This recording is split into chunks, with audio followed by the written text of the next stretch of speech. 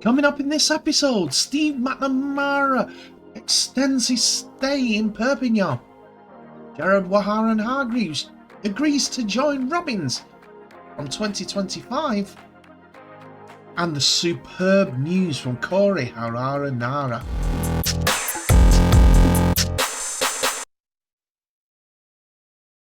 Hello ladies and gentlemen, and welcome back to the channel Held Dominant. Anthony here. Please remember to like and subscribe, and also click that notification bell if you're enjoying what you're seeing and if you want to continue seeing more. Hey guys, before we get started in the big news from Rugby League this past couple of days, got another couple of acquisitions. You may have seen some random Souths guy got me a shirt, and I also acquired a Titans shirt as well, next to the old Great Britain shirt in the corner. Hey, adding to the collection, that's what we're going to do.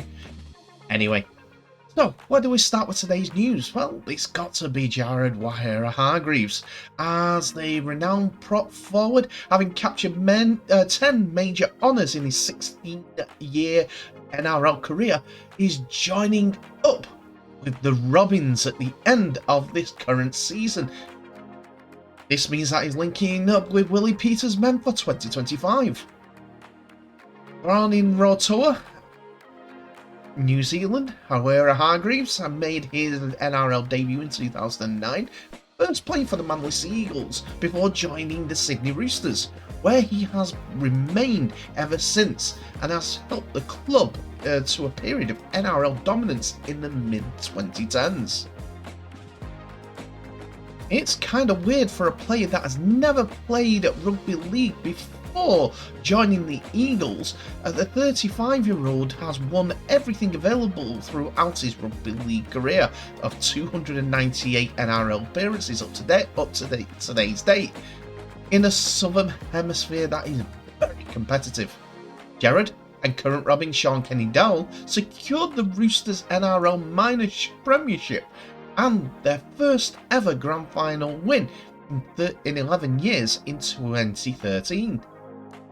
The New Zealand Test prop went on to capture 2 more NRL premierships, 3 minor premierships, and 3 World Club Challenge victories with the Roosters, becoming a club legend with the tricolours. Waerea-Hargreaves went on to make 33 appearances for the New Zealand national side and helped the Kiwis to the 2013 Rugby League World Cup final. He also featured in the most recent Rugby League World Cup for the Kiwis. A proven leader at the highest level, Jared is known for his imposing presence in the park and in both attack and in defence, a unit that can be utilised in a positive way. He will add further steel to the Robins' middle as Hull KR coach Willie Peters brings one of the NRL's greatest prop forwards to the Super League. With that, he brings a wealth of experience to Hull KR and the side's pack as they look to achieve success in the upcoming seasons. Speaking to hullkr.co.uk, the New Zealanders said it's exciting. I've had a good couple of chats with Willie. He's a great man, and I'm really looking forward to playing for Hull KR and with him in 2025. The team has been building for a number of years. They were successful last year and fell short in the cup final. We've got a really strong squad this season, and from the win over Hull, you can see that they're training really hard. For myself, my wife and my kids were looking forward to coming over as a family, knuckling down and enjoying the north of England. I've played a number of years in the UK with New Zealand, coming away internationally. I've loved England. I love how passionate the people are. From the reports, the initial sparks of a move for the 3-time grand final winner to Hull KR go back to the night of the 2023 Rugby Union World Cup final in Paris. He highlighted a chat with the current Hull KR development coach, Sean Kenny-Dowell, as a key to the move, and is embracing to this new channel with a challenge with a familiar face. Again, Hargreaves spoke and he said, My best mate is Sean Kenny Dowell. I played nearly 10 seasons with him. When he went over to Hull, we stayed in contact and he's spoken highly of Hull KR and the people at the club. It's been a part of what I wanted to do. Now that this opportunity is here, it's very exciting. Once we started talking about it happening, it moved quickly. After this announcement from Hull KR, there was a statement from their head coach, Willie Peters, as he is delighted with the move and welcomes one of the NRL's most decorated props to the club for 2025. He went on to say the initial conversation started from Jared's strong relationship with Sean Kenny Dowell. Sean and I had conversations in the off-season on how we'd love to get Jared to the club. I have the utmost respect for Jared. He's arguably one of the best front rowers to play the game in the NRL. Jared's biggest strength is he's a leader of men. There's not many front rowers that can change games or swing momentum like Jared can. Jared has single-handedly done this over the years. Jared is a player everyone wants to play with, and the contribution he'll make off the field is priceless. He's going to help our younger players come through and help our senior players become better leaders. He's going to bring so much to us on and off the field. He's a proven winner in the NRL, and we can't wait for him to join up with the club. Waerea-Hargreaves was subject to speculation of a move to Catalans Dragons, but now that has been put to bed with him going to Hull KR. But what about Catalans? Well, Steve McNamara, their head coach, has excited Catalans by extending his current contract with the club and will remain at the Stag Gilbert Brutus until the end of the 2026 campaign. McNamara, whose contract was due to expire at the end of the season, has signed a new 2-year deal with the Dragons as they search for their first Super League title. The former England coach arrived at the club mid-season in 2017 and led the Dragons to their first ever trophy in 2018 when he helped them win the Challenge Cup at Wembley. The 2017 season wasn't the best of years for Catalan as they were threatened with relegation from the Super League, only to win the £1 million game to stay in the top tier. In 2021, he went on to get the Coach of the Year for the first time in his rugby league coaching career.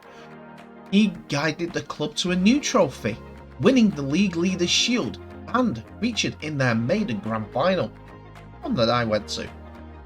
He helped the club to qualify for the Betfred Super League playoffs 4 times in a row in the last 4 seasons, and McNamara then led the Catalans Dragons to their second grand final, this time against Wigan at Old Trafford last October. On his new coaching deal, McNamara was delighted with the news. Conversation with Bernard Gauche, it was a simple decision for me to stay at the Dragons. His ambition and commitment to continually improve our organisation is in line with our own ideas. The players and the staff are also very fully invested, and I look forward to working alongside everyone to give ourselves every opportunity to be successful. Speaking of Bernard Gauche, the Catalans chairman, he commented, what Steve McNamara has achieved since he arrived at the club in 2017 is remarkable.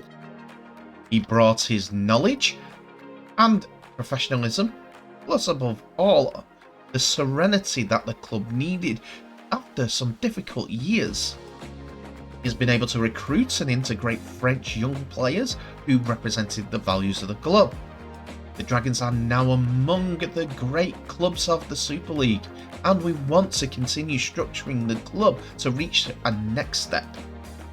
Our ambitions and objectives remain as high as ever each season, and I'm convinced that we have the right people in place to lift another trophy. McNamara is a coach that played in the Super League era, finishing his career in 2003 with Huddersfield Giants.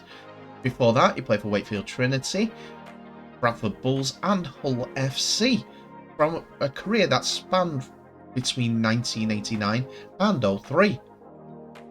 He also was a coach of one of his former clubs, Bradford Bulls, and then in 2017, after this stint with England, the 5-year stint, he's been a Catalans head coach with a 59% win record, same as what he had with England. He has won now 100 games, and he'll be looking to hopefully make it another 25, 40 in the next couple of years that he is down in the south of France.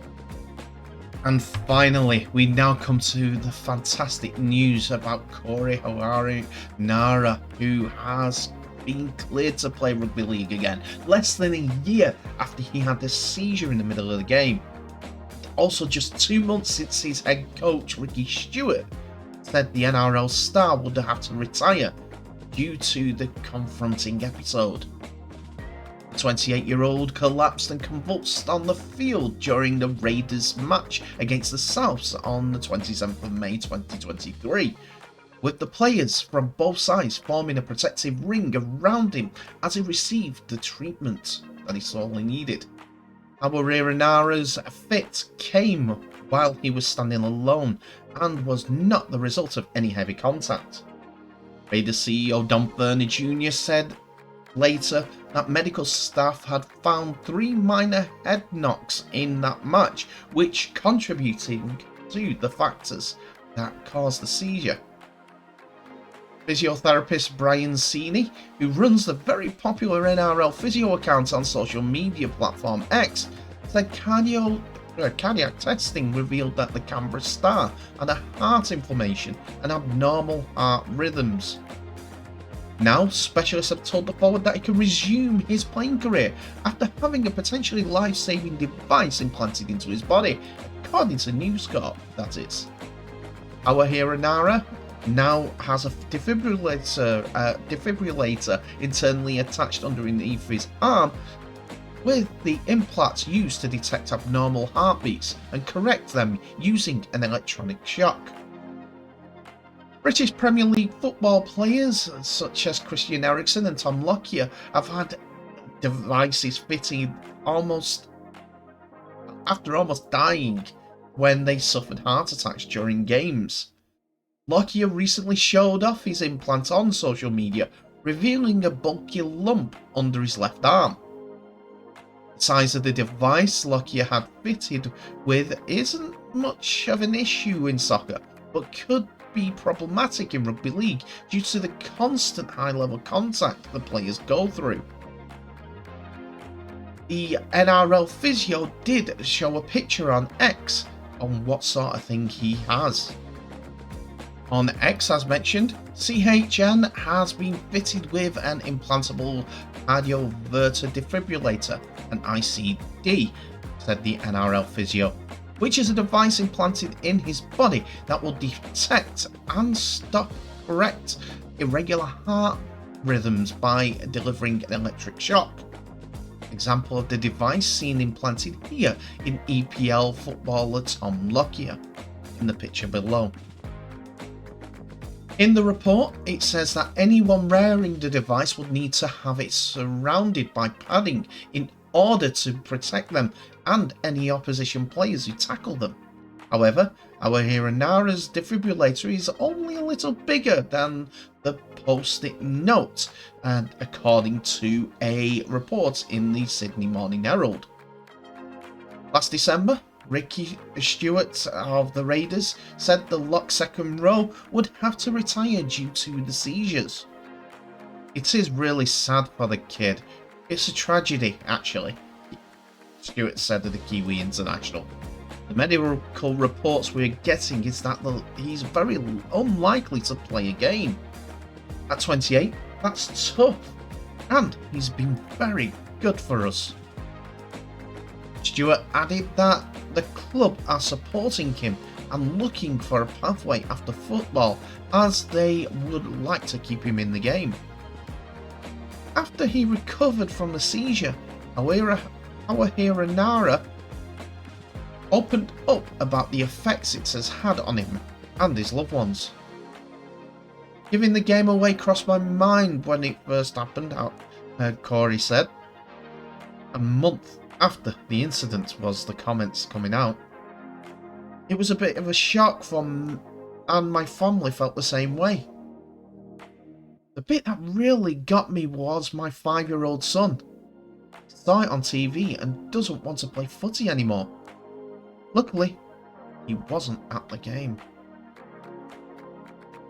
I've got to say, while it's fantastic news that Harawira-Naera is back, well, he's going to try to get back into playing competitive first grade rugby league.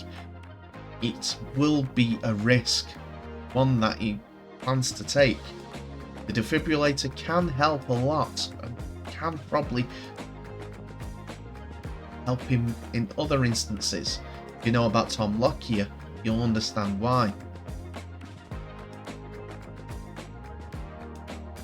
I have many comments about heart issues, but I don't know enough to actually put it as a positive opinion, as I've always going to have questions.